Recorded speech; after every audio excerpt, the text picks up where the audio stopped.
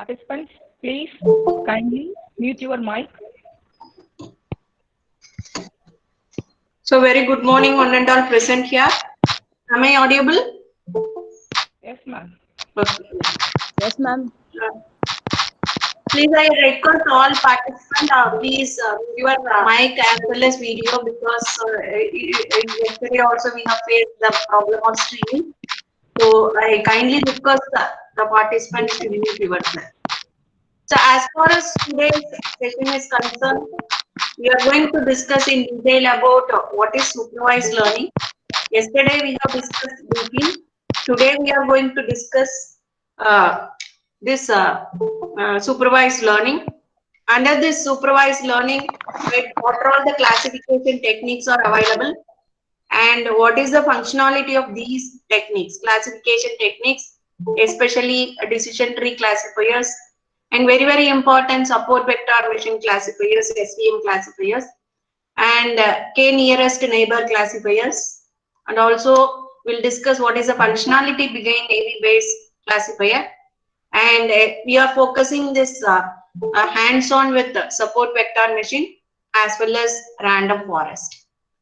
And here before starting of this session, I would like to tell about certain things regarding this classification model.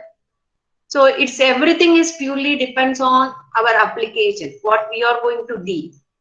So it is not necessary that in your application you have to use only a particular classifier. So you can combine, that is called wrapper model, or we can say it is a hybrid mechanism where if it is necessary, right, we can combine any two classifiers together and you can focus. What is our main aim of this classification is we wanted to achieve the maximum classification accuracy. That is our focus. So don't think that if you use a support vector machine, then I should not use a KNN classifier. So if needed, so it depends on your application, you can combine any two classifiers. Generally nowadays, we are talking about hybrid technology, fusion technology, isn't it? Like that, we can combine these classifier to maximize the accuracy of any mechanism. So here, yesterday itself we discussed. So until now, what we have discussed is artificial intelligence and its type. Now we are switch over, right, to machine learning algorithm. You know very well that yesterday we have seen that 2014 to 17, how many number of companies are created, especially for focusing the machine learning mechanism. So here the same, we know very well that AI is the superset. Under that, machine learning and deep learning is the subset. So that is the reason why I put specifically the title is machine learning and its type. So people may have a thinking that yesterday ma'am told artificial intelligence and types, and the same screen I have presented, ma'am has presented, and today also she is putting the same, there is a machine learning and its type, and same presentation she is given like that. So here, so artificial intelligence is superset. So under that superset of artificial intelligence, we are having a machine learning and deep learning. So we are making the machine, we are, as a human being, we are incorporating our idea onto the machine and we are training the machine. That is the reason why we are saying it is a machine learning. And what is the meaning of deep learning? So further optimizing the result, we are doing multiple number of iterations and enhancing the accuracy of the mechanism. So that is called as a deep learning. So where the machine itself will do all these activities. So there is a little bit intervention, human intervention in the case of machine learning. But when you talk about deep learning, right, the machine or the human intervention, right, is very less. So the entire thing will be taken care of the machine itself, right? So that is the basic differences between artificial intelligence, machine learning and deep learning. So as coming to this types, so I already told there are three different classification. One is a supervised model and another one is unsupervised model and third one is reinforcement model. So here as far as supervised model is concerned, we have discussed, we know very well that we are having a labeled data right? We know very well that what is our requirement, what is the target, and we can check whether the target is correct or not by using a, right, the person, the supervised person, or we can say, best example is I told, whenever I'm writing an exam, I can confirm with my teacher whether I have written correctly or not. So there will be somebody, right, external force, which will give you whether you have predicted correctly or wrong. So here, that is the prediction mechanism which is used in supervised model. So today we are going to discuss what are all the classification, right? What is the meaning of classification? So whenever we are having a huge amount of data and I am asking that more number of fruits are available in one basket, I am asking you to classify or group these fruits. Then people will classify that apple will be put in one basket and orange will be put in another basket. So like that you will identify and you will classify the fruits. How you are doing that? You know very well that these are the features. When you say apple, you know very well the shape of the apple, the color of the apple, and the features related to particular object. Is it not? So based on that, you are doing the classification. So here, under this supervised model, so here you can see in this that is diagram. So under the supervised model, there are two important techniques that are available. One is called classification techniques and another one is called as a regression techniques. So as far as classification technique is concerned, there are numerous applications. So whatever the application which we are using, right, we need a classification mechanism. So the best example is diagnosing the diseases, fraud detection, identifying a fraud detection, right? And as far as regression model is concerned, it is changing, right? How frequently it is changing. So dynamism is there more in the case of regression. So it will be used for market forecasting as well as weather prediction, right? So under this classification model, there are different techniques are available. So one is called the decision tree classifiers and SVM, support vector mission classifiers, K nearest neighbors, Navy Bayes, and by using all these classifiers, I told the wrapper model which will help you to perform image recognition and sentiment analysis for these type of application. This classification approaches or classification method or classifiers are needed for identifying or predicting whether we have did classification properly or not, whether we have achieved the maximum accuracy of the classification. So these are the things which we are going to discuss today. So you know very well, just I am brushing up what is supervised learning. So you are having an input as a raw data. So you can see that different colors. Is it not? So what is your aim? You wanted to identify the different groups or the classification, right? By using a classification mechanism, you wanted to identify these objects or data have different, that is a group of combination. So here we are having a classification algorithm. I told previously we discussed different classifiers are there. So we are going to incorporate those algorithms. And there is a supervisor is always there. I already told there will be a external force will tell you whether you are classified correctly or not. And how you will do this classification? I'm already trained some data because when I see the apple, I know very well what are the features. So that means already I trained, right? If a small child, right, with less than 1 year, she or he doesn't know anything about that data, then that person or that object is considered you are going to consider as a testing data.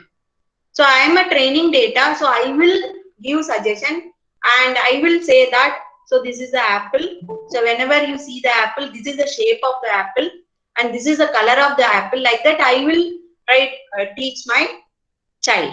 Is it not? So this is the way in which you will be classifying the data into training data as well as a testing data by applying the algorithm. So we are going to process our information. So after processing the information, we will be getting the classification. So 3 different classification as far as this input raw data is concerned.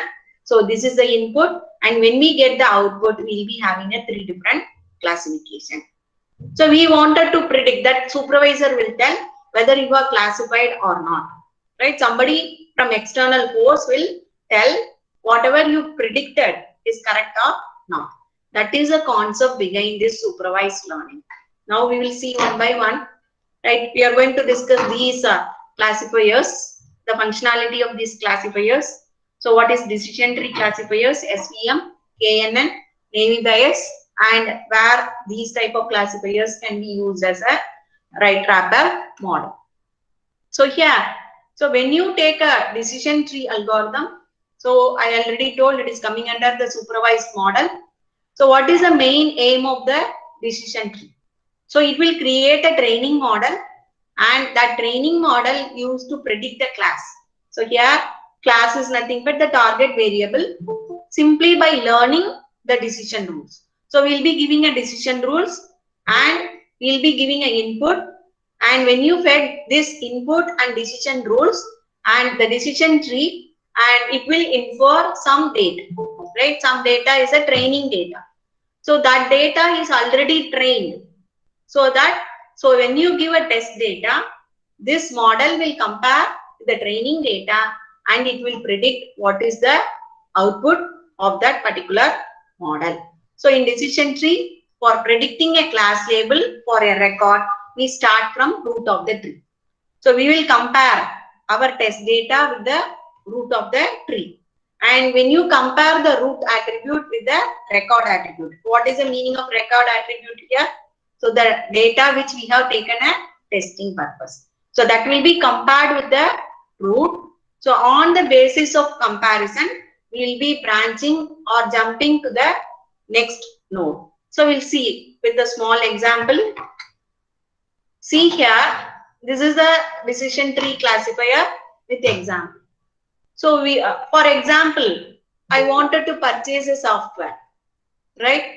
So first I am deciding whether I wanted to purchase a software or not, right? So that itself having two classifications. One is purchasing a software and another one is I don't want to purchase, right? So here you can see, if suppose I'm deciding, yes, I wanted to purchase the software, then it will branch to here.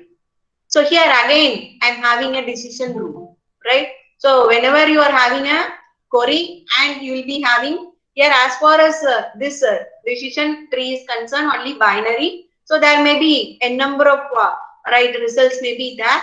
So here I am checking what that is which kind of priced software should we buy.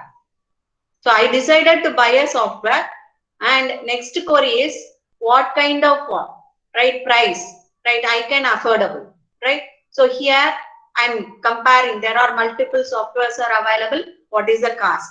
So I am having a first software. So here after selecting the first software, then I wanted to pay, that is the next level, how I am going to pay. So the payment is either full payment or I can go for a monthly payment, that is an installment.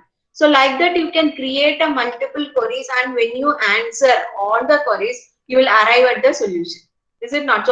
So decided, everything is decided, and you have put an order, you got the right software, you purchased. This is one way, right? This is one direction. If suppose you are decided, I don't want to purchase this software because my friend is having. So here, which kind of free software should we use, right? So if suppose I wanted to do a data analysis, right? So here open software Python is available. Why I wanted to purchase, right? So here this next query, right? So which kind of free software should we use? Then here I'll be having continue to use the present software which already I am for. Let us assume that I am using R, right? I am compatible with R. Whether I am going to use R, or I can go for a software which freely available, that is a Python. So here I do not know, or already my friend is having a software, I can purchase I can have a key, duplicate key from him, and I can use it. So here I'm going to check, right, whose paid software will you use, right? I know that this Ravi is having, and another person is having, like that. So I know very well who and all having. So I'm asking, please give me a duplicate key. So here I'm deciding, right, I am so close with David, so that I will be getting a key from him. So like that, I'm going to make a decision. So this is called decision tree classifiers. So in this way, you can narrow down your results and you can check the accuracy. So you are testing. Now you are already having a training data. So you are going to compare the training data with the test data. And if the accuracy level is highest level, then whatever the process, whatever the decision which you have taken is 100% correct, right? So this is called as decision tree classifier.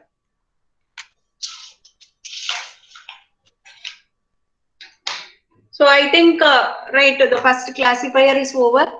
Do you have any doubt? Shall I proceed next one? Shall I proceed next one? No, proceed, madam. Yes, Yeah. ma'am. Okay, okay. Yes. The second mechanism is very, very important. Even now in all applications, we are using support vector machine classifier. So it is also called as a SVM classifiers. And here, the main focus of this support vector machine is, it is involves for predicting and classifying data, and it employed in various machine learning algorithm, I already told. And this support vector machine is a linear model.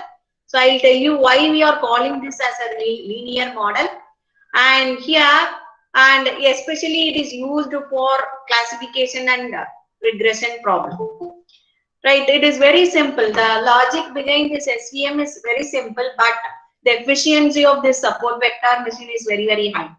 So this algorithm creates a line. So here I told it is a linear model. This is because it is creating a line which is called as a hyperplane, which separate our data into classes. Right, we'll see with the example.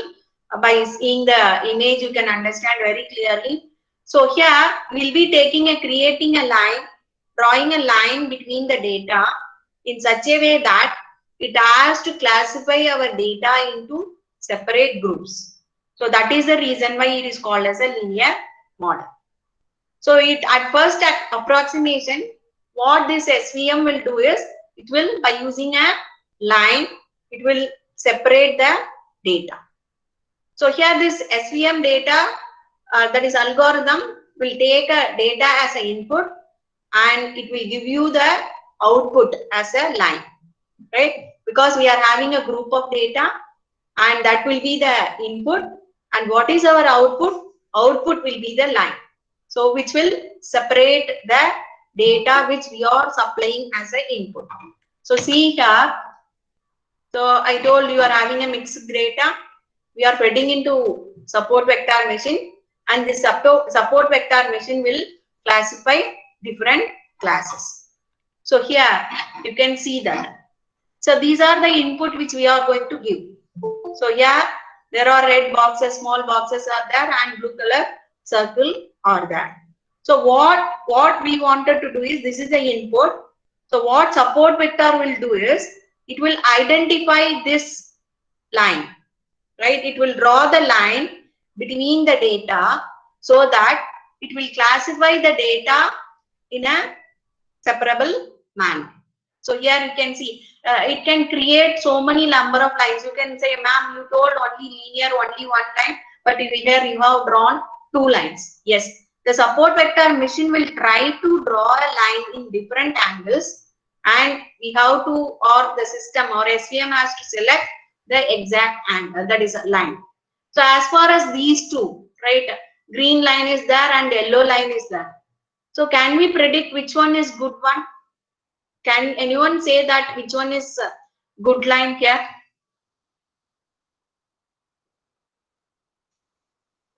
Yes. Anybody say which one is correct?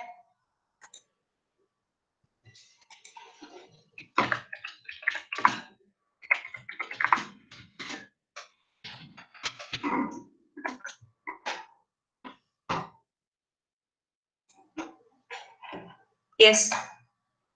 Why you are saying it is a yellow line? Yeah. Is there any reason that that yellow line is good?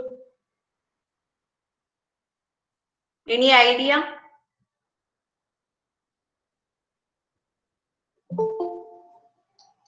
Yes.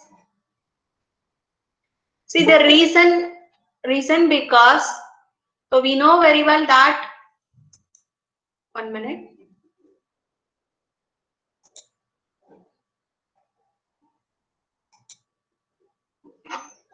See the reason because that the yellow line is having an equal distance between these two data sets, right? The divided data set.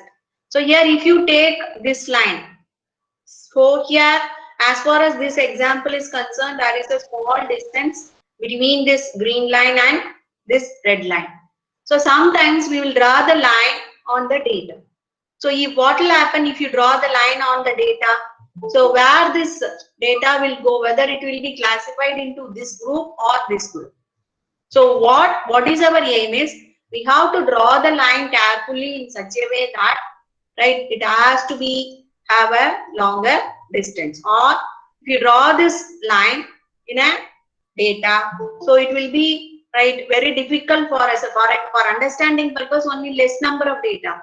So when you deal with large amount of data, right, there may be a possibility some data very nearer to this hyperplane. So that is the reason why we have to draw the line in such a manner that it should not be very close to these two data sets. And how it can be, how this can be done. So it can be done with the support vector. So here you can see this. This is the support vector machines. Right? This is the hyperplane, optimal hyperplane. So these are the support vectors. We are going to draw another two lines parallel to the line which we have selected as a hyperplane. So that has to be having a distance. Whenever that is the distance between the hyperplane and the support vector, this is one support vector and this is another support vector. So we have to carefully draw this support vector also. So we should not maximize, we should not very close to this optimal hyperplane. The distance between this optimal hyperplane and support vector should be large, so that we can get very good classification. So if the distance is minimum, so what will happen if the points or data points are very nearer? So we will be getting a classification accuracy very less. So we should maximize the data point in such a way that the distance between the optimal hyperplane and support vector should be maximum, so that it can be, right, you can maintain the distance large, so that you can clearly predict, or the classification mechanism can be executed properly, so that you will be getting a 100% accuracy. That is our aim. The same thing I have told, I have asked which one is best. So here, right, if you have selected yellow, then it is a congratulations, because that line you are looking for. So it's visually quite intuitive in this case that yellow line classifier better, because, right, when you take a green line as the correct line, so what will happen, some of the data points will fall into the line, so we cannot able to predict properly. So that is the reason why, right, we wanted to create a support vector for this optimal hyperplane, right? So first here the mechanism, the inbuilt mechanism of support vector machine is, it will identify the hyperplane and also it will identify the support vector, right? Only we wanted to identify where we wanted to draw this optimal hyperplane, so that parallelly the support vector will be created. Right. So this is a concept behind this support vector machine. So there are n number of applications are available, just understanding purpose. So yesterday also somebody asked, right, what is the correlation between robot is doing an omelette and this one. So in each and everywhere the artificial intelligence is there. So how robot will pick what are the ingredients which are essential? So it is machine learning concept. So have you observed that video very clearly? You can able to see that at last it is taking the omelette from the tray, right? You can see that the precision, right? So how that precision, that is without a small piece, is not there in the tray. Everything is taken very properly. Have you noticed or not? I do not know. Right? So there is no single piece of omelette pieces is available on the hot tray. Everything is taken. How it is possible? So it is because of deep learning. It is learned. The robot is learned in such a way that multiple number of times it learned and practiced. Because of that, it achieved right the exactly it is doing. Right? Simply don't think that robot is doing omelette. What is the mechanism which is behind this omelette creation? So for understanding purpose, so where even though we are discussing, there is a separate concept. We are thinking like that. It is an illusion of the users. Artificial intelligence is different. Machine learning is different. Deep learning is different. It is not like that. So now we are in hybridization of everything, right? So you can see, just enjoy the video and observe what are all the different applications which has been involved. Despite taking people's jobs, robots have been proven to be essential in improving efficiency, productivity, and most importantly, worker safety. In this video, we are going to look at the most advanced humanoid, industrial, and service robots that are changing the future with the help of artificial intelligence. Meet Digit. Manufactured by Agility Robotics, Digit is envisioned to help take care of people in their homes, assist with disaster response, and deliver packages to front doors. With its nimble limbs and a torso packed with sensors, Digit can navigate complex environments and carry out tasks such as package delivery.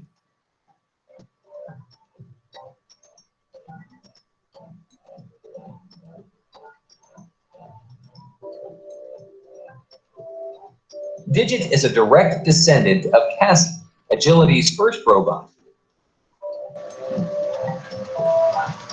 In May 2019, Ford Motor Company and Agility announced a partnership to develop a last-mile logistics solution that combines Ford's autonomous vehicle technology and Agility's Digit.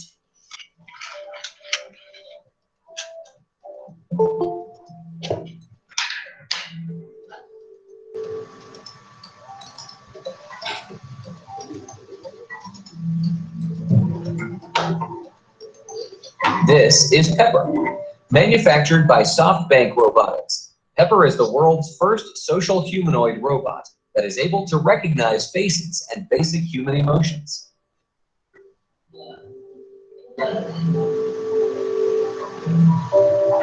Pepper has been adopted by over 2,000 companies around the world.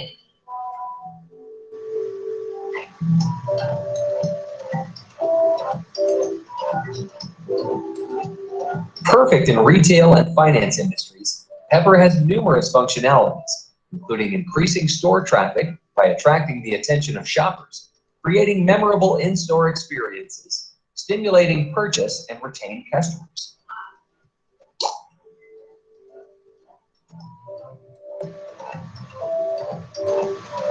Pepper can also gather comprehensive data to enrich the customer base and generate shopper insights.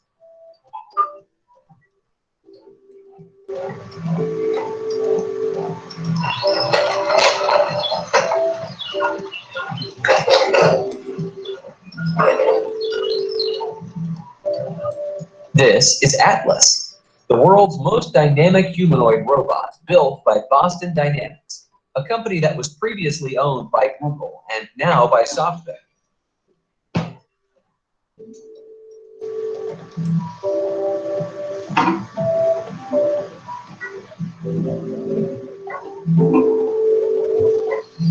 Thanks to its state-of-the-art hardware and algorithm that allows it to quickly understand instructions.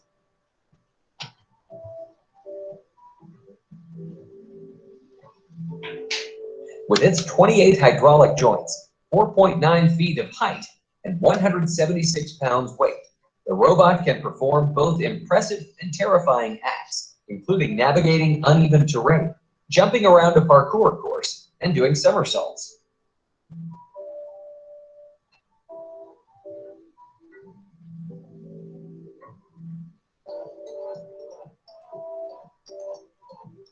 All these activities demonstrate human-level agility, so the robot can be perfect for search and rescue operations and performing human tasks in environments where humans could not survive.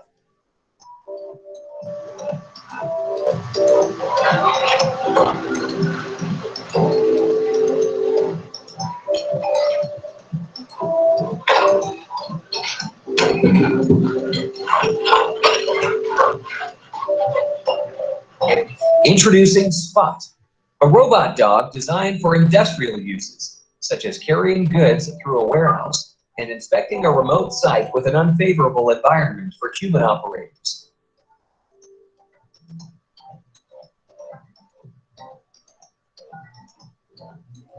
It can run at 5.2 feet per second, has 360-degree cameras, and can operate in temperatures ranging from 4 to 113 degrees Fahrenheit.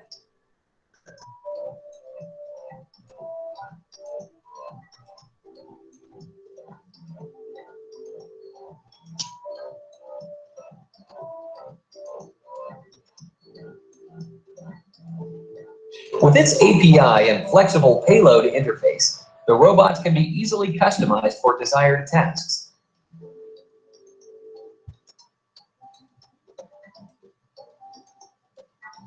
Spot is also manufactured by Boston Dynamics and is now being leased to eligible companies.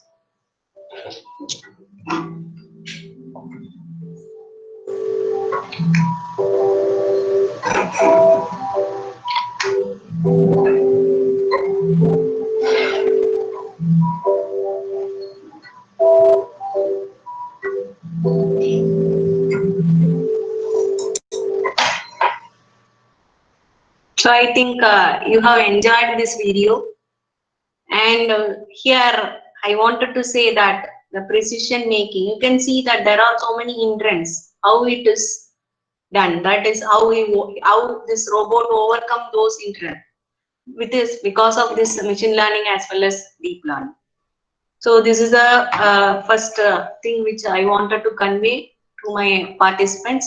Now we will move on to the next mechanism or classifier, which is called as a random forest classifiers. So what we have discussed in decision tree, so we'll be comparing the node and we'll be a single tree will be starting from the root node and we will be reaching to the end node, the leaf node. But as far as random forest classifier is concerned, so what we are going to do is, here in this random forest classifiers, we are going to dismantle the forest in such a way that so many forests can be small forests can be created, and from these forests we will be identifying the required features. The important features can be identified and those features can be extracted and it will be combined together to make a classification, so that the accuracy of the system will increase. So here you can see the steps that are associated with random forest classifiers. So initially what we are doing, we are identifying the features, right? And here there may be totally m features are there, and we assume that certain features are important. So there may be n number of features associated with one object. We are assuming that these are the features are very important and we'll be selecting that feature as a K. Right, total is m features. In that I am going to select a K features. So what is the condition here is always K should be less than m. Right. So among, if suppose all features are important, we can take it also, but we cannot say that whether we will get 100% accuracy. So here we will be among the K features, we need to calculate the node, that is a D, using the best split point. So we wanted to dismantle, I told the single forest will be divided into so many number of small forests. So for that we need to identify, right, how we have identified by placing a hyperplane.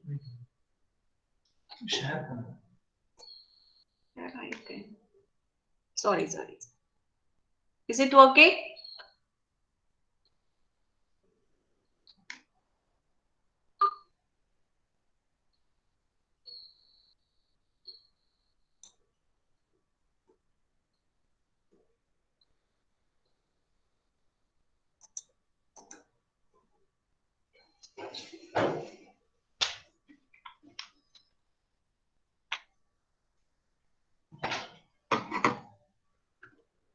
Hello? Are you seeing the PPT? No, madam. Okay, okay. 1 minute, 1 minute.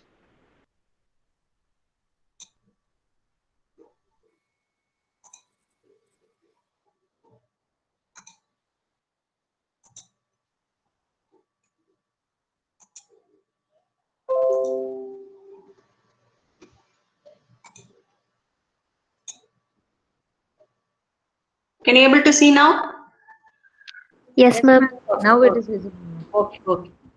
Yes, ma'am. The thing is, so what we are going to do is we will identify, like in SVM, we have identified hyperplane. Is it not the line which segregate the features? Like that, here also we will identify the segregation point and we will dismantle this random forest into so many number of splits. So after performing these splits are called, these forests are called as a data nodes. By using a best split, we will be dividing into so many number of group of forests.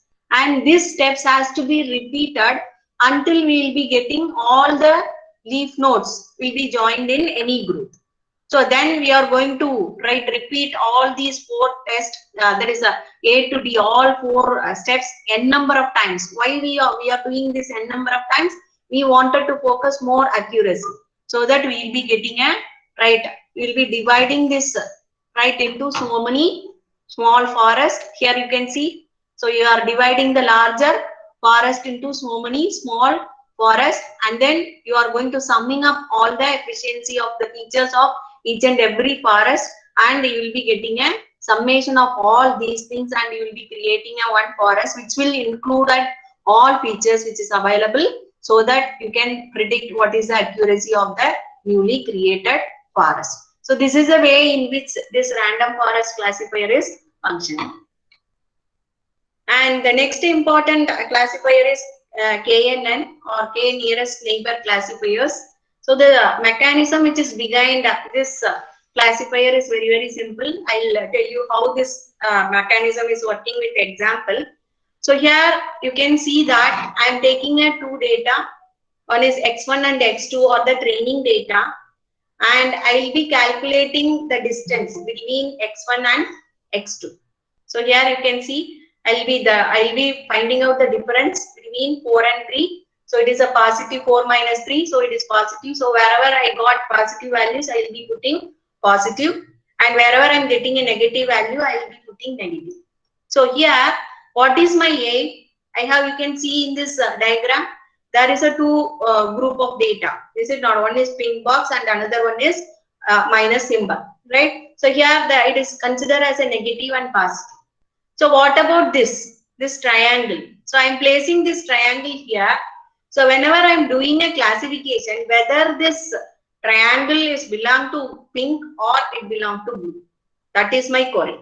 So here I am going to classify this triangle, and I wanted to check whether this triangle is belong to this pink group or it is belong to this blue group. So that is my aim. So that is I wanted to predict. So what is 6 and 5? You can see that in x-axis it is 6 and y-axis it is 5. So in this location, my data is available. I wanted to predict in which point it is available. So what I wanted to do to predict whether it belong to blue or pink. So here I wanted to calculate the Euclidean distance. You know very well that it is a Euclidean distance calculation formula. So I will be using 2 data set. One is a training data and the second one is query. Query is nothing but here the 6, 5. That is, this location is the query value. By substituting this x and y there, and I will be finding out the distances.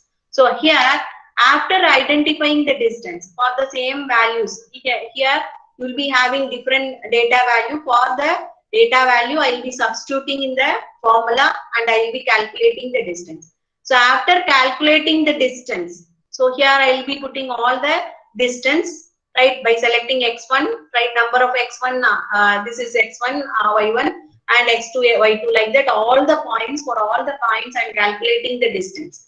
So after calculating the distance, please listen carefully. After calculating the distance, how I am going to find out the nearest neighbor? So here in the plus, so here previously I told we'll be grouping into positive and negative based on distances.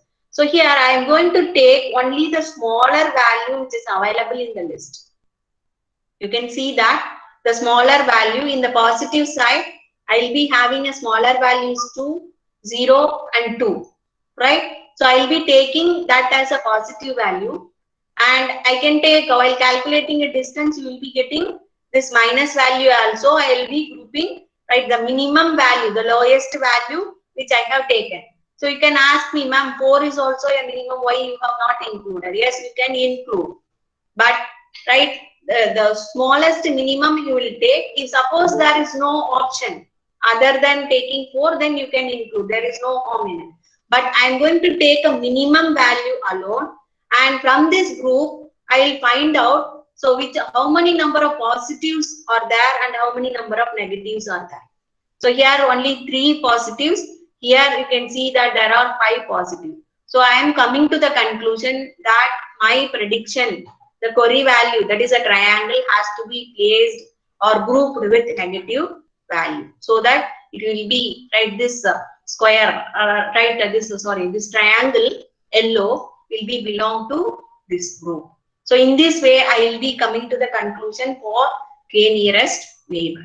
So what I am doing here, first I am going to take a training data, and by using a training data I will be finding the differences, right, and I will be classifying 2 different negative and positive point, and I am including, right, introducing a test data that is nothing but triangle, and I wanted to predict where this triangle has to be placed, whether I wanted to place it with negative group or it has to be placed in positive group. For that I wanted to find out the distance between this test data with the training data, and I will find out the distance, and in that distance I will be considering only the minimum value that is considered to be the nearest neighbor, and here I will count how many number of positives are there and how many number of negatives are there, and if more number of negatives are there, I will be including my test data in that classifier. So this is the basic concept behind k nearest neighbor. Then next one is Navy Bayes classifiers. So here it will be purely functioning based on the probability, right? So here for understanding purpose, I'll go to this example here.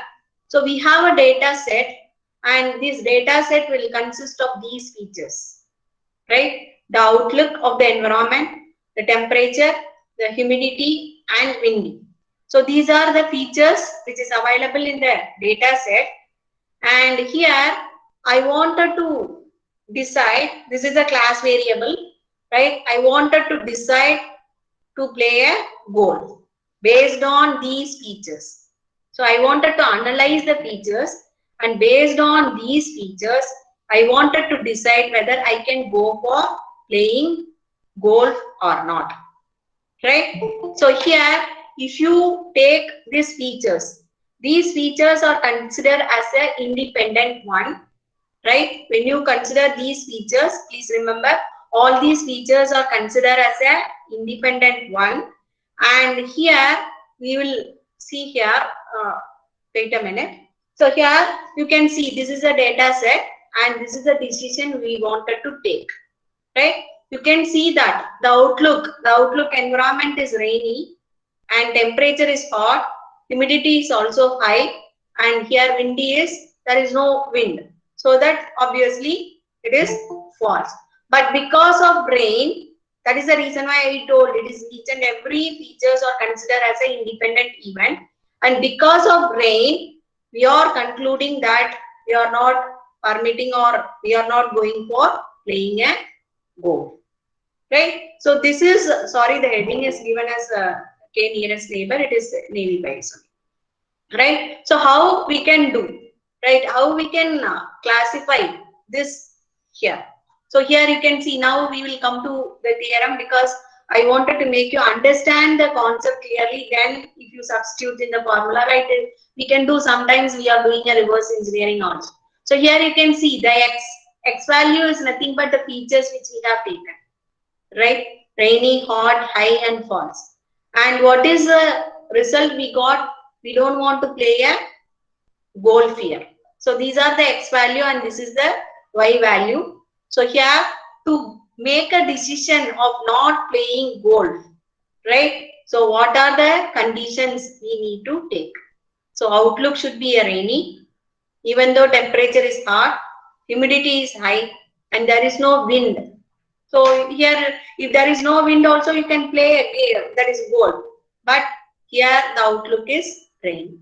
So that is the reason why, right, we'll be having taking the features, and we wanted to decide what we wanted to decide, whether we are planning to play a game. So here that is nothing but y. So the y always depends on the parameters, the features of x. So these are the features. Based on the features of x, right, we have to decide whether we wanted to perform a task or not. So in this way also, based on the feature also, we can classify whether it belongs to a particular group or not. So in this way also the Navy-based classifiers will function. And the last method which I wanted to discuss is least square estimation. So the least square estimation is, so you can see from the diagram itself, we can understand that there is always a correlation between SVM and least square estimation. So here the advanced concept of least square estimation is SVM, right? So it is one of the regression model, least square estimation. So what is the basic difference between SVM and the least square estimation is, so we are drawing a hyperplane, right? And we are measuring how we are drawing this hyperplane is, we are not drawing already, right? What we are doing this, how we are drawing this hyperplane is, we will be finding out we will draw the line and we will find the distance, right? And we will take an average. For example, this distance to this point and this distance to this point. So we will take an average of these and we will identify the mean value, and in that position we will be drawing this hyperplane, right? Sometimes here you can see that the classification is not 100%. From the diagram itself we can say that you cannot get 100% classification, good accuracy here, because some points are fall on in the line. That is the reason why this support vector machine is identified. You know very well that we know very well this hyperplane is y equal to mx plus b, and we wanted to calculate the slope. For that we are going to use this formula for identifying the slope, and we wanted to calculate the intercepting b, right? So intercepting point we wanted to calculate for this. So for that we will be using this formula. So when you substitute this, you will be getting a y value. So this is the method called least square estimation. So the advanced version of least square estimation is SVM. But we cannot simply say that least square estimation's advanced version came, why we wanted to use least square estimation like that. So I already told number of times, I am repeating, right? So there are some applications where we need these type of techniques also, right? So for that purpose, we wanted to understand the concept behind this least square estimation. And next important thing, before going to hands-on, I wanted to clearly explain what is a confusion matrix. So this is very, very important as far as even if you take a data mining concept. Now the improvised thing is data analysis we are talking. So everywhere this confusion matrix is playing a very vital role. So for understanding purpose, I am having a gene structure. Let us assume that I am having a gene pattern or genomic pattern. From that pattern, right, I wanted to identify whether that particular patient is having a disease or not. So what disease I am going to check? I am going to check with the pattern that whether the patient is having a cancer or not. So we know very well the difference between benign and malignant. So whenever a result is benign, then we conclude that there is no cancer, right? And if there is a malignant, there is a cancer cells, right? So I'm taking a DNA structure. It is a patient details. I'm taking a DNA structure, and by using a DNA structure, I wanted to predict whether that particular person is having a cancer or not, right? So here you can see that there is a, this is called confusion matrix, right? So the name itself is confusion, is it not? So here confusion matrix. So here there is a name true positive. So what is the meaning of true positive here? So here I am taking a data, testing data, and comparing with training data. When I compare with training data, whatever the features which is available in a testing data is also available in a training data. So I am concluding that the particular person is having a malignant. It is rightly predicted that the person is having a cancer. So that is called true positive, right? Truly, positively, I'm saying that he is having a malignant, right?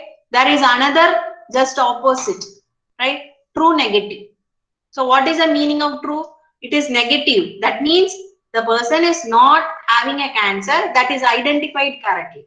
So benign is, I already told, benign is nothing but he is not having a cancer, and my system is predicted correctly that he is not having a cancer. That is called true negative. So can you able to understand the difference between true positive and true negative? Positively, cancer is there, and my system is also identified truly identified that he is having a cancer. Then it is called true positive. And the person is not having a cancer, right? My system is identified that he is not having a cancer. That is called true negative. So as far as this is concerned, the green box is concerned, there is no problem. But here you can see, this is called type 1 and type 2 error, right? What is the meaning of type 1 and type 2 error? So here the reality, actually the person is not having a cancer, but my system, right, my machine learning algorithm predicted that he is having a cancer. That is called false positive, right? Actually he is not having a cancer, but my system predicted that he is having a cancer. This is called type 1 error, and reverse is also possible. What is this? Here you can see that the patient is having detected, really he is having a cancer, but the problem is my system predicted that he is not having a cancer. This is called type 2 error. So we wanted to reduce this type 1 and type 2 error to get the accuracy. So here you can see the formulas which is associated with confusion matrix. So we can calculate the accuracy. How we can calculate accuracy? True positive. We are taking true positive and true negative. Right? Correctly predicted data I have taken, and all the number of data, that is true positive, false negative, and true negative. Everything will be summed up together. And here true positive plus true negative will be summed together and divided that, and you will be getting an accuracy. And second one is precision. So here it is most correlated with accuracy. So it is more associated with accuracy term. So how I am saying? So for example, we know very well somebody is saying that today is holiday, right? So if I am saying, right, so you will trust, right, since a faculty member is saying that today is holiday, so that no need to attend the class, right? If some other person who is not belong to our NGA group and he is not studying in our institution, and that person is telling, right, so will you will you accept his words? You will accept. I am not saying you won't accept, right? You will accept for 45% or 25%. But what you will do, you will confirm with me or with some other faculty to decide that whether today declared holiday or not, right? So that is the reason why I told precision is nothing but it will support. When you calculate the precision, right, it has to support the accuracy. The value of precision as well as accuracy should be very close.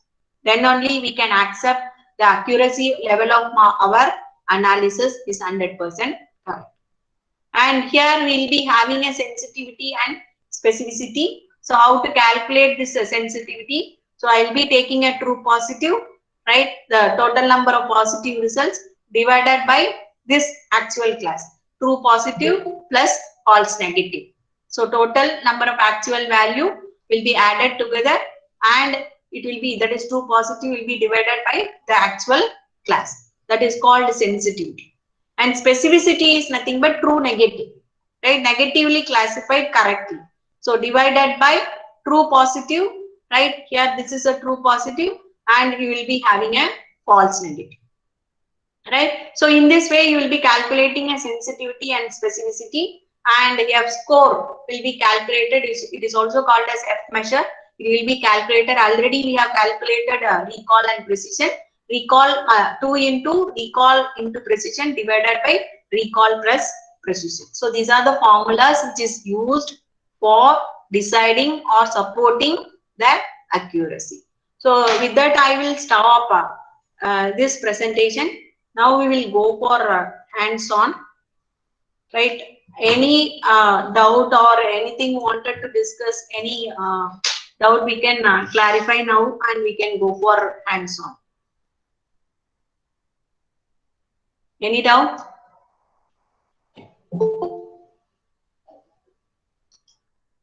No, madam. Okay. Shall we go for hands-on? Yes, madam. Wait a minute.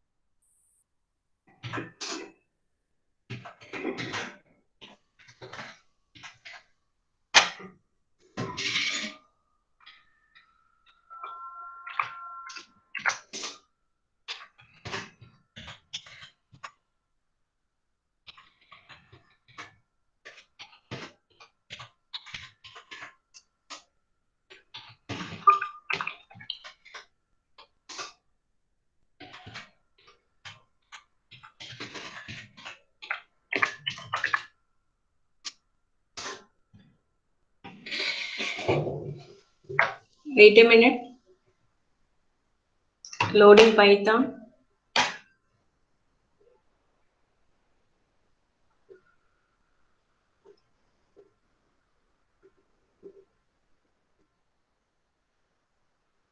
So now we will load Python. So I'm using Python 3 so that I'm loading this Python. So already I have created my file. So I wanted to open that one.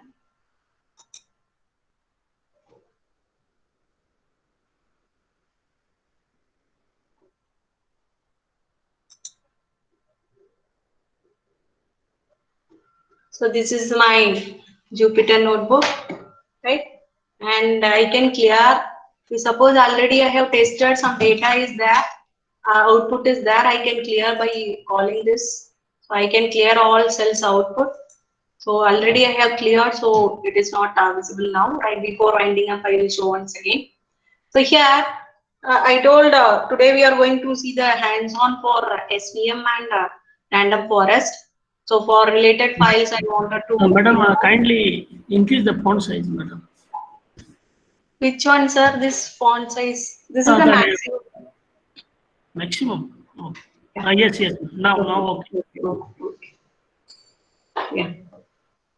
So here you can see that I have loaded the NumPy, Pandas also, because in Pandas environment only we are using, and for calculation purpose I have imported NumPy also.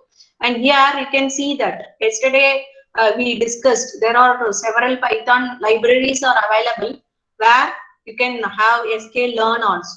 Is it not? So here for model selection I wanted to import a train and test split. So the actual data set has to be splitted. For that purpose, I am importing this class or object, that is train and test split. And also I have imported this SVM and the associated metrics of SVM and Seaborn, as well as for plotting we can use a matplotlib. So you know very well ls command is used for showing the directory list. So I can identify, so what are all the CSV file is available, which the CSV file I am going to use. So now I am going to use a heart related. I wanted to predict whether the heart disease is there or not. What is the accuracy level of the heart disease, right? Whether he is having a heart attack symptoms or not. So for that I am going to use a data set which is called data set R, and I already told that it should be a CSV, right? So simply you don't worry that if you know the parameters, you are typing the parameters in Excel sheet and simply store, save as CSV. The extension will be given as CSV and it can be stored. So after that, just I am executing this. So because whenever you are executing this, you have to load this data set. Then only you can perform all the tasks. So just I am executing this.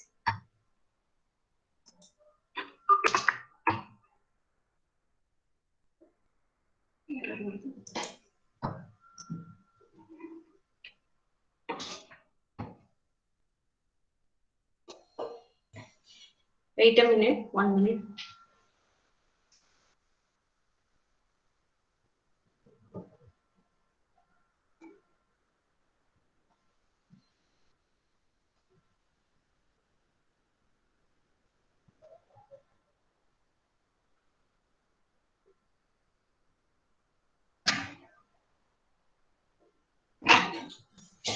Wait a minute.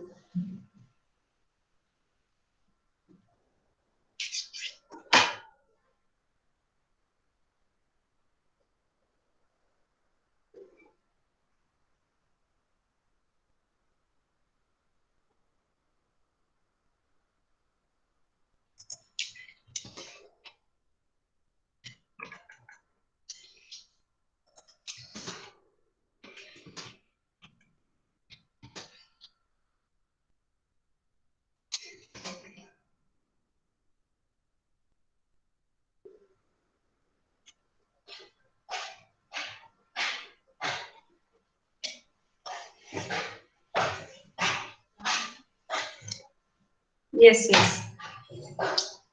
So here you can see that I have loaded this file. So I do not know, some junk thing happened, so that it is not visualized.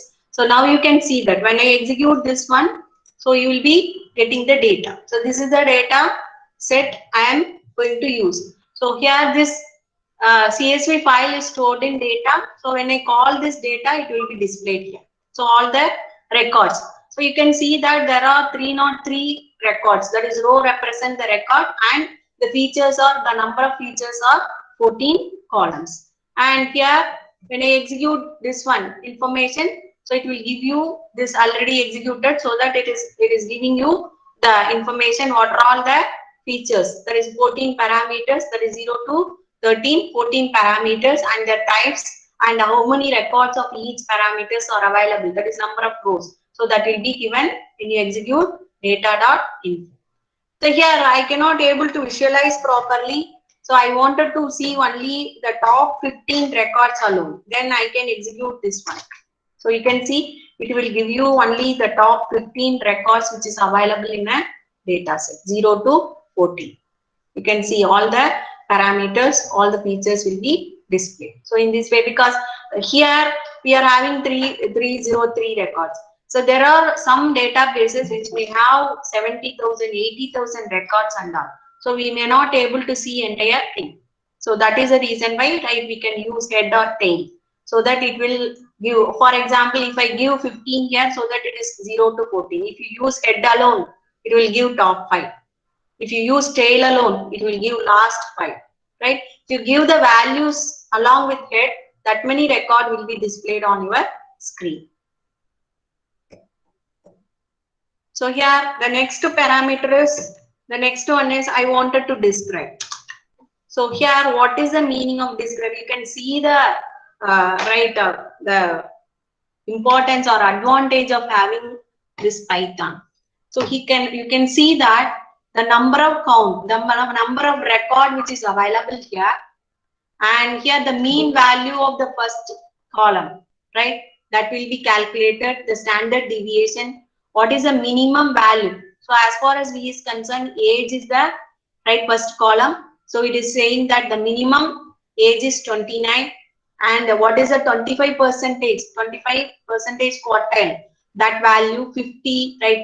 There is a mean, right? Value here you can see that here also mean, here also mean is there. So we are applying a formula so that it is showing that 54.3. So here exactly 50%, right? That value will be given 75%, and what is the maximum value. So these are the functionality of describe, right? When you execute describe, it will give you all the count, total number of records, mean value, standard deviation, minimum, maximum, and the 25%, 50%, 75% quartile information also you can see. Then another important thing, you can see simply by calling this one line command, you can find out the correlation between all these parameters. You can see we are comparing age to age. The correlation is 1, we know very well. So when you compare age with cholesterol, you can see 0.21, right? So in this row, you can compare age with cholesterol and you can find that 0.21, right? The next positive correlation is FBS, right? So like that you can find out the correlation between each and every value, right? So if you take cholesterol here, so directly it will be having a correlation with highest. This is a positive correlation. When you say it is a positive correlation, so actually there is a relationship between these two parameters there. If the negative correlation is there is no association is there, right? So here you can see that 0.21%, it is a reverse. I am comparing age here. So here the same thing will be in a reverse, cholesterol with age. So this is the way in which you can find out the correlation between the features which you have selected, and from that also you can able to identify which feature is very, very important, right? For further analysis, you suppose I don't want to do analysis with the entire 14 parameters. I wanted to reduce the size of the parameters. So in that case, by seeing this, by applying the correlation parameters, I can select which one is having a very good correlation. Those parameters alone can be taken for analysis. Now what we are going to do is, we are going to create a training data and testing data. So the actual data is available in a name called data. So from that I am going to create a training data. So before that, I am going to drop the target. From these features, I am going to drop the last one. So what is the last one says? So by using analysis, already I have trained and I found that there is a symptoms of heart attack symptom is there in the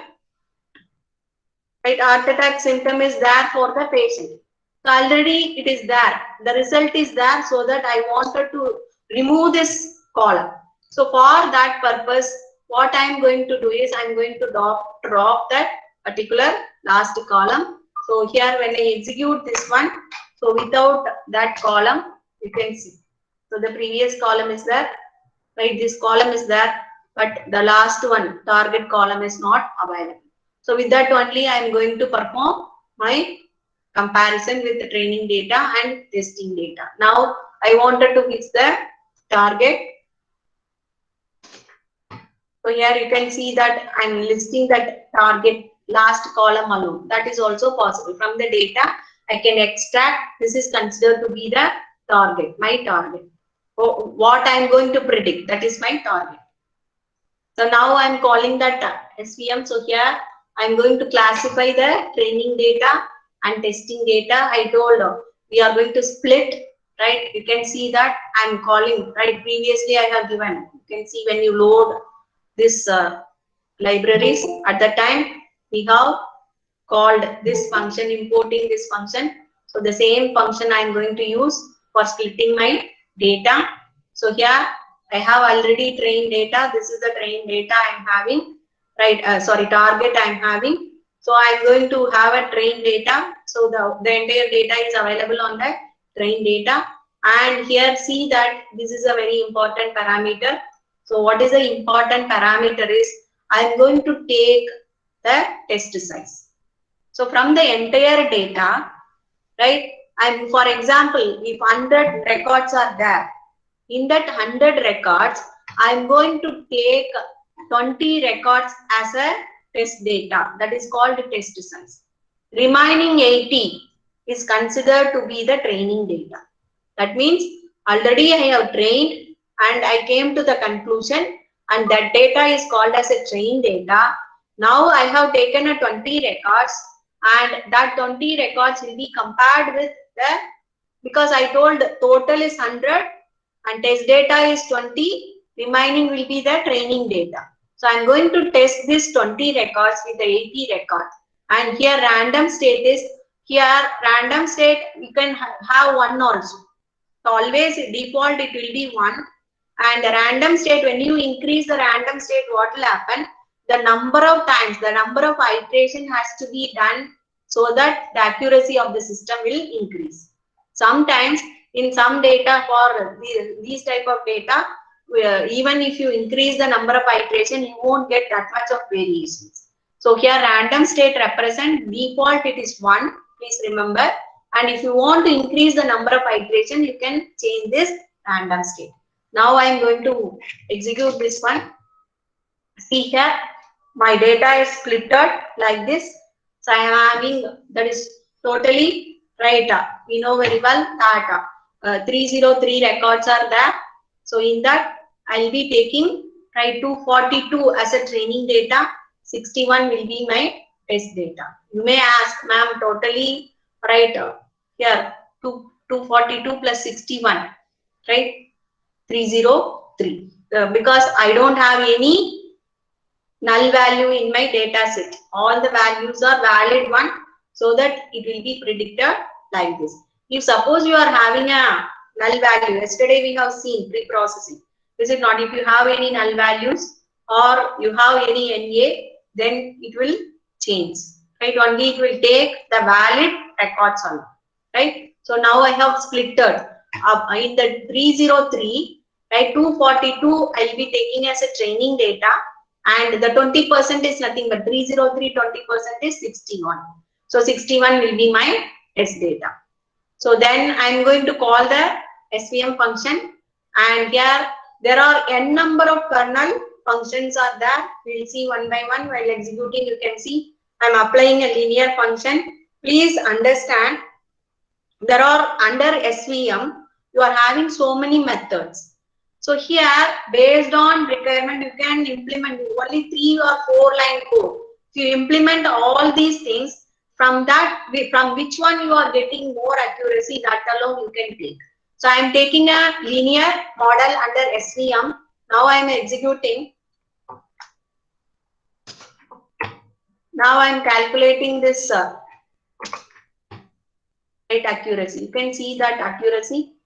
So when I call SVM, so you can recollect how this hyperplane and support vector, everything is inbuilt with SVM, and we are going to use a linear, which we have seen. That is a model we have, method we have taken. So when you execute this method, you can see that how much of accuracy you got, 0.90.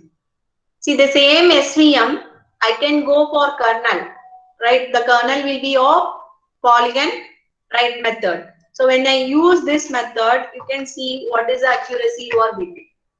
And now I am getting output. See that. So the accuracy level is reduced. So we should not focus this method. Now another method is there. Wait a minute. So RBF method. Under SVM, I am going to use a RBF method. So you can execute this. You can compare, calculate the accuracy. Here also it is showing only 63. So here both are this one, that poly and as well as RBF is showing the same accuracy level. But linear is having a 90%. What is the meaning of that? So whatever the test data which we have taken, and based on the training data, we have predicted the output, and that output is 90% correct. For example, out of 20 records, there may be a 90% records may be correctly predicted. That is the meaning of accuracy here. So here you can see I already told. So always this precision value will be closely associated with accuracy. So here you can see 0.89. So the precision is also correct, supporting the value of accuracy. So this is the way in which this SVM is working. Then we will go for random forest. So I already told how this random forest is functioning. So the same thing we are executing here. Wait a minute, I will execute the header functions. Now I'll be for understanding purpose, I have taken a different any data file you can take, right? So I have taken another file which is called the cardio train. So here I'm going to execute this. So these are the parameters which is available in the cardio train. So these are the data set I have taken. So you know very well what is head of 7. So it will display the top 7 records for understanding purpose, right? And here the next one is I'm planning to execute this by calling a shape. It will give you the number of records I told, right?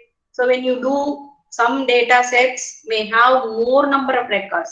So as far as this cardio data file is concerned, so 70,000 records are there, and this records having 13 features, right? So you know what is the meaning of describe? It will give you mean, medium, minimum value, maximum value and all for all the records. So you can see total number of records is 70,000. So for that it is going to calculate this, right? So here, right, I am going to count, right, under the cardio features. I wanted to count how many number of values that are associated here. Now I am going to execute. You can see that out of 70,000, so there are 0 or 1. So what is the meaning of that? 0 means so he is not having a heart problem. 1 means he is having a heart problem. So that is already available in our record. Please 1 minute, I will show that. Because see this,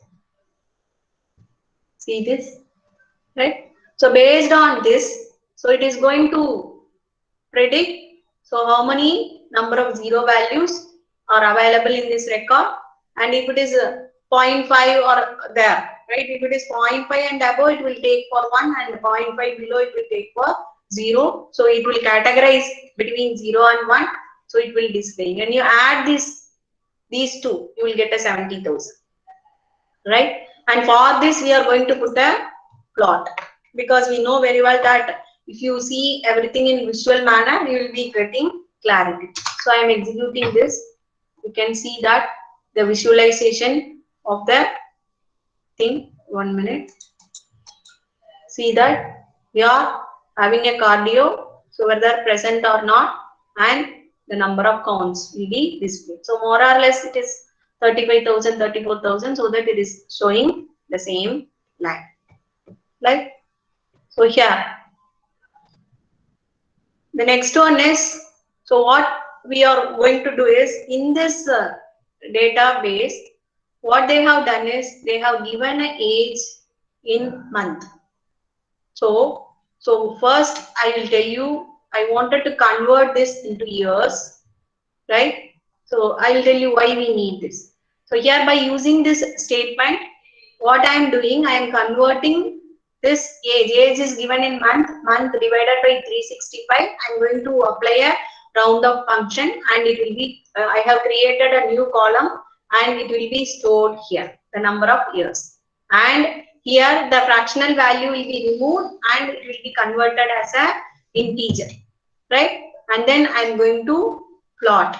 So here you can see that. So here I will be executing this one, right? For identifying the days, we are going to do this. I'm executing this one. See that what is our hue here is cardio. That is based on cardio only. We are going to do this plot. So see here the age will be there, right? I have converted the month into year. Madam, kindly explain once again that about this necessity of this graph, madam. Which one? This graph. The present. Yes, ma'am. Yes, ma'am. Yeah. The thing is, we wanted to understand the age group wise, right? Which age group is having a problem of the cardio problem. See here, you can see. So 50 to 60, you can see that the level is high. Can you able to understand, right? In which age group the cardio problem is dominating? That can be understood by drawing this graph. Thank you. Thank you. Okay. So here the hue is based on the result, which is the last column. So present or not, and based on age, we have drawn the graph, and it will tell you the count. So from this graph, you can understand that most of the people affected having the cardio problem between 50 to 65. So based on this data set, I'm not generalizing this thing. Based on this data set, right? Most of the people affected, the cardio problem is there between 50 to 65. For analyzing this, we have drawn this graph, right? So again, we can go for correlation for this also, right? So if you feel that more features are there, you wanted to remove certain features, we can do that also. So here you can see age and weight, right? You are having a positive correlation, right? And here the age and cholesterol level having a positive correlation. So the purpose of putting this correlation matrix is we can identify which features are very essential for performing, for classifying or predicting, right? So if you take more number of data features, so what will happen? Our accuracy level will be reduced because more number of training has to be done. Because of that, our accuracy level will be reduced. That is the reason why by seeing the correlation, so we can take only positive correlation and we can do analysis. But sometimes what will happen, right? Simply we cannot ignore negative correlation also. In some aspects we need. So here the main aim of showing this correlation matrix is from that we can able to understand which parameter is or which features are dominating. Those features alone can be extracted for our results. We can say when you giving a PhD presentation and all, people will ask you, right, what are the parameters you have taken for analyzing this? So if you say certain parameters, simply by saying the name of the parameters, the one can say that this parameter is not useful for your research like that. So we can understand what are all the parameters which are essential for performing these type of activities. So now we are going to draw this, right, visualization. I'm executing this. Right. Yesterday we have drawn heat map. So for correlation, this heat map is generated, right? And here removing the last column, which for understanding purpose we have created, that will be removed by executing this one, right? I'm going to identify, right, removing the last column, the target value. Before making an analysis, I'm going to remove the target value so that this statement will be executed, right? -1 says that the last column has to be removed. So I will be dropping that one. Now I am calling this random forest function. So here the estimator is nothing but the number I have given 10 forest has to be, sub forest has to be created. So that is called the estimator value. So now I already identified the training data. Now I am executing this one. Yes, I need some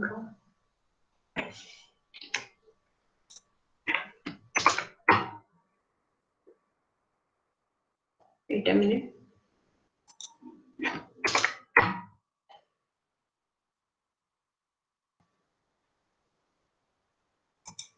I didn't read it.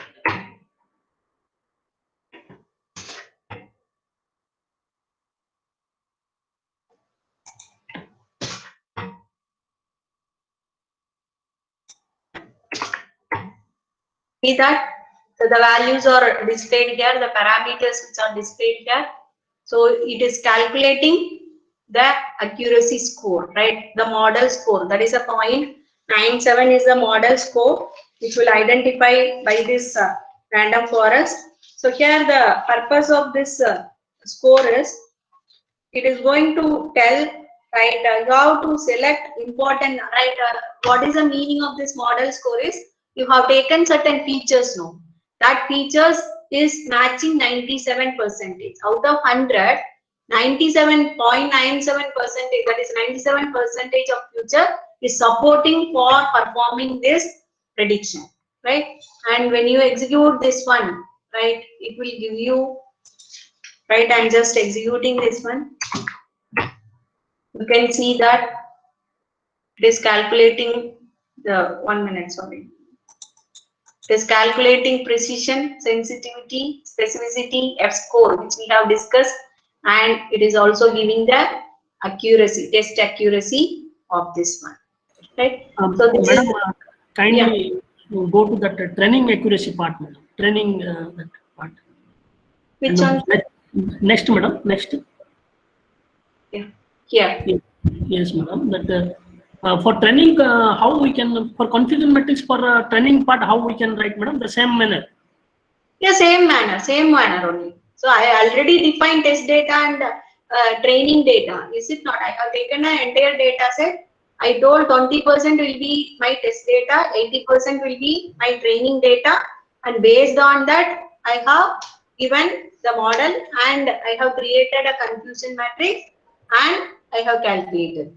All the values will be calculated. Madam, some research papers, they are also compared with some validation accuracy part. The previous existing methods. No, madam. The validation means training part, validation part, and testing part. If we go for validation part, then the same method we follow or different, madam? See, here we are, right, actually we can split. We can, for example, you are having 100 record. So 20 record you can take for testing purpose. And 60 records you can use it for training purpose. And another 20 records you can go for a validation purpose. Right? The total 100 record you yourself can split. So when you varying this number, automatically it will reflect on your accuracy. Madam, my question is what, madam? Like, see, whenever we are find the training accuracy, the comparison with X train and Y train. For test part accuracy, we are having Y test and Y credit and X test. Okay. Similarly, madam, for validation, we are when we calculate or measure validation accuracy, then what is the from which set to which set we made comparison, madam? So I couldn't hear you. We are having validation. You can say, right, you yourself fix. It is a threshold value only now. You can fix. So how many records you can make it as a validation purpose. Already you have validated that data you are having. So you are comparing this test data with the training as well as validation so that you can conclude that your accuracy level will be very high. Okay. Is it not, sir? Only we are taking testing and validation. Testing and validation. So here, another important thing is you can compare the precision value with accuracy value. That is the reason why I told precision is very important parameter. So you can conclude, you can convince the panel in such a way that my accuracy is correct because my precision, as far as this example is concerned, the test accuracy is 0.702. See the precision value. It is also very nearer, right? So it is supporting, my data is supporting, the validation is Nothing but here you can say that my validation is based on precision. Right? If the precision is more correlated with my test accuracy, so whatever the split which I have taken, it is correct. You can say like that. Yes, ma'am. Thank you. Okay, okay.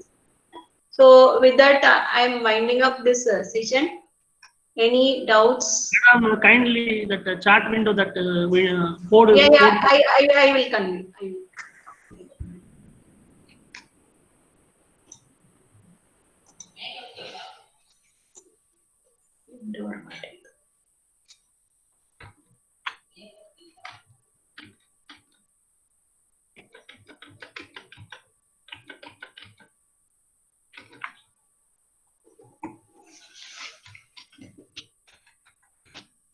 One minute, 1 minute.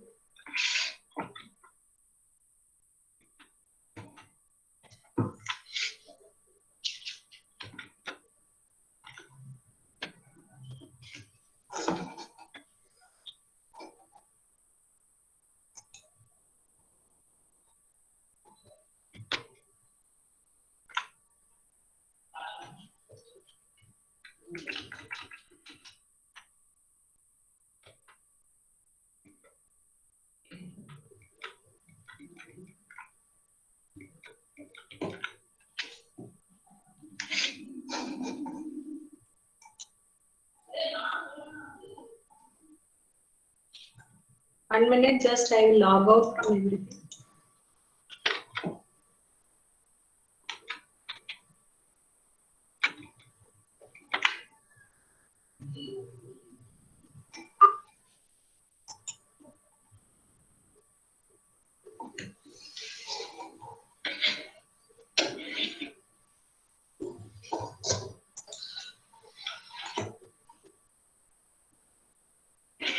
Sir, please post your questions in chat box.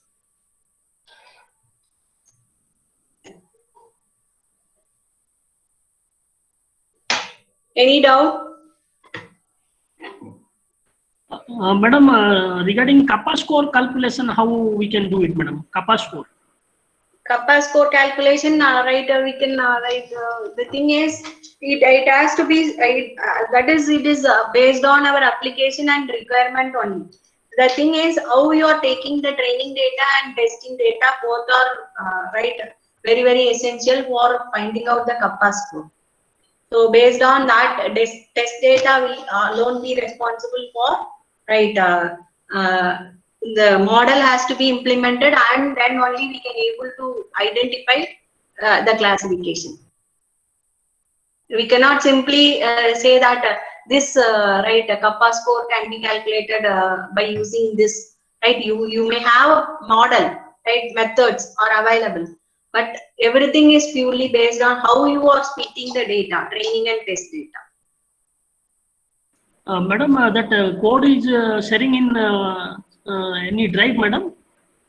Yeah, we will right share it in YouTube, sir. We will share. We will share it in YouTube, sir. The code. We will give you link also. We will give you link. The code, whatever you just explained, madam, that thing. Yeah, we will share, sir. We will share. Surely we will share. Okay. Thank you. Thank you. Any participants? Any other doubts? Shall we wind up? Any doubts? Participants, do you have any clarifications? Please ask here or put message in chat box.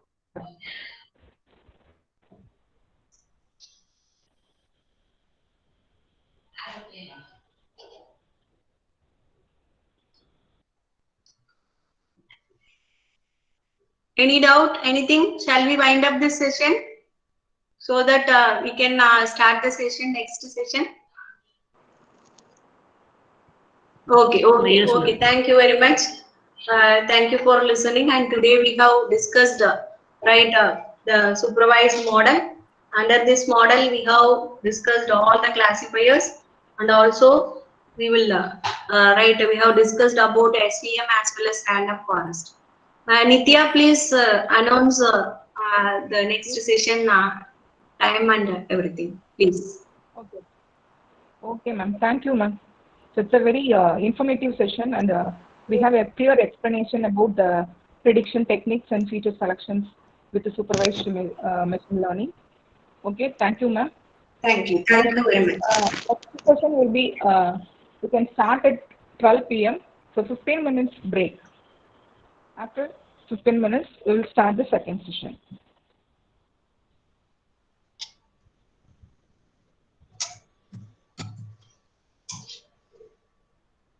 So sharply, participants join at 12 o'clock, or please stay here.